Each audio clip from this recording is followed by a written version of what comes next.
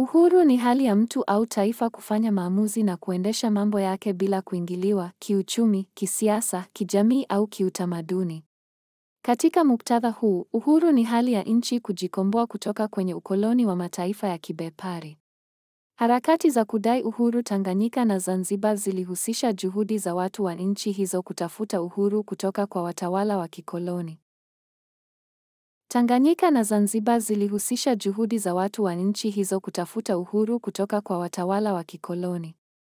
Tanganyika ilianza kutawaliwa na Wajerumani kuanzia 1885 hadi 1918 na baadaye Waingereza kutoka 1919 hadi ilipopata uhuru tarehe 9 Desemba 1961.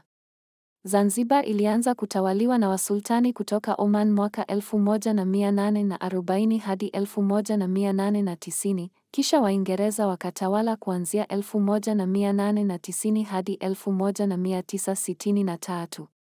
Baada ya harakati za muda mrefu, Waingereza waliikabidhi Zanzibar kwa serikali ya mseto ya vyama vya ZNP na ZP chini ya Sultani Jamshid bin Abdullah tarehe 10 Desemba 1963, ambapo waziri mkuu alikuwa Mohamed Shamte kutoka ZP. Hata